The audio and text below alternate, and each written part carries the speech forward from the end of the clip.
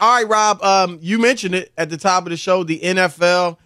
Obviously, Brian Flores sued the league alleging racial discrimination just a few days ago. And now this is an investigation that has been ongoing at the league. Let's just keep it real. The league just swept under the rug, under the table. The biggest thing to come out of the Washington football team, now the Washington Commanders investigation of sexual harassment, was John Gruden's emails. And he paid the price by, losing his job. But outside of that, Rob, and this is that and Adam Schefter's reporting was called into question. Yeah, those are the two things that came out of it. Right. But this is how bad the league looks, or one of the things they did that's just ridiculous. I don't care what the allegations are, what the situation is. When you do an investigation and don't require a written report, you're not doing a serious investigation. No. Am I right? Understand because why. Word of mouth doesn't stand up. Right. Right. You got to have it on paper. You got to have examples of what your findings are. Yes, we need a report so that other people can read it, and maybe they don't want Congress or some subcommittee, Chris, on the Capitol to get involved. I mean, I have no idea. It makes absolutely no sense. Too late for that, because today an ex-employee with the Washington now Commanders told members of Congress, Rob, her name's Tiffany Johnston. Her name's Tiffany Johnston, former cheerleader and marketing manager for the team. And she said that Daniel Snyder, the owner, sexually harassed her.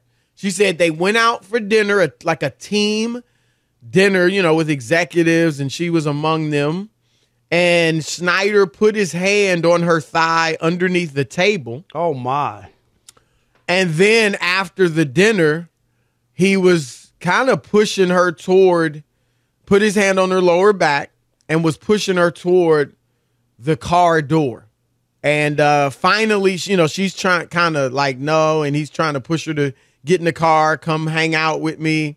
And she's kind of resisting.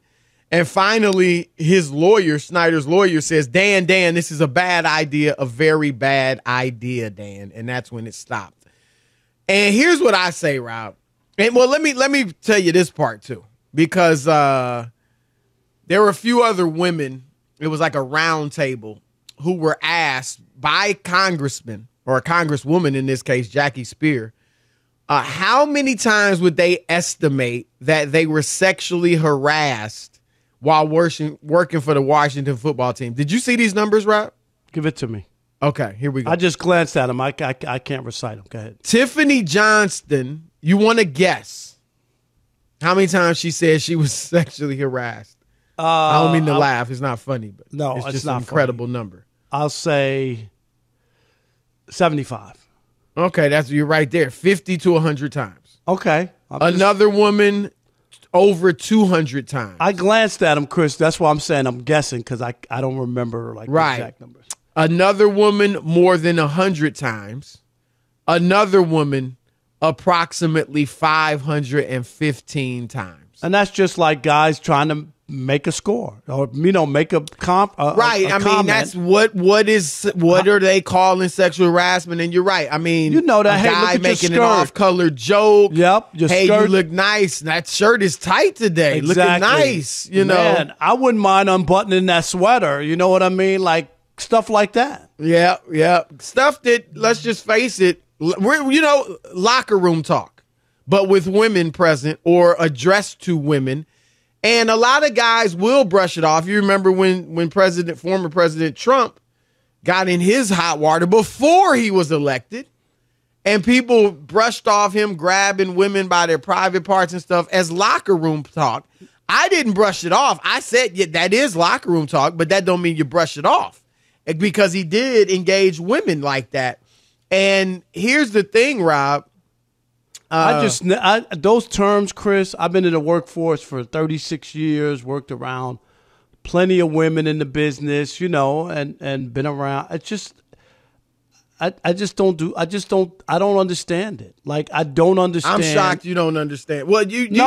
What I don't understand. How long did you've been around, like, but guys talk that way. No. I'm talking about making advances at women who you work with. That's what I don't understand. You can go dating, Chris, and try to meet people. It doesn't have to be at work, is my point. I think that that's what I don't understand on why so many guys. And it's not just, we just saw the president of CNN step down from his job. Well, he was having an affair. Jeff Zucker. With a coworker, right.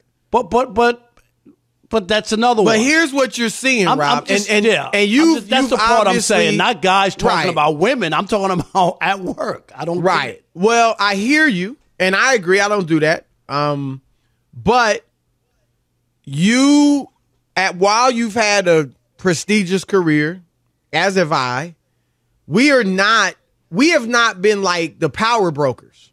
No. If you look at all these situations, Daniel Snyder, owner of the team, right? You're right. Jeff Zucker, president, CEO of CNN. Matt Lauer, the main anchor of the Today Show. Bill O'Reilly. Harry Weinstein, Bill Cosby. Like, they've got power.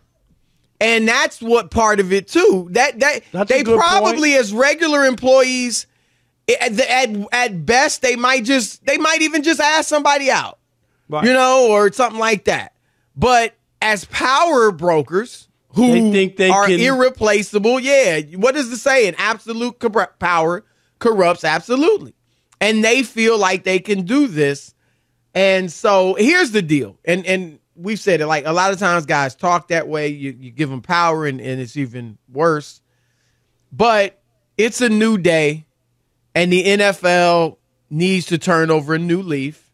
And if this is true, this is far worse, Rob, than what Jerry Richardson was alleged to have done. And remember, Jerry Richardson, the former owner of the Carolina Panthers.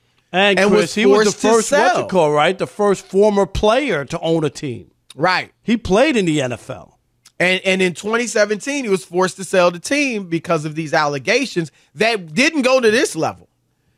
And so if these are true, Daniel Snyder should be made to sell the team. And look, the punishment is your name is besmirched. You obviously lose your team.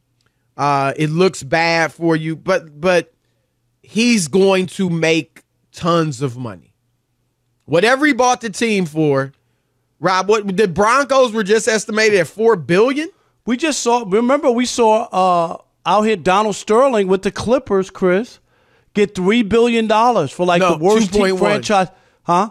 2.1. $2.1 billion for the worst franchise in the league. I mean, seriously. And I think, Rob G, correct me if I'm wrong, did he buy the team for $12 million? Yeah, something like that. I believe he bought it for 12. Yeah, he bought the team for $12.5 million, Rob, in 1981. Yep. Sold it, roughly 40 years later, not quite 40 years, 35, 36 years later, for $2.1 billion. Crazy. Billion. And that was the punishment. So it's, as I said yesterday, Rob, it is not a right. It is a privilege to own an NFL team. And so if this is true, then they're going to have to do the right thing.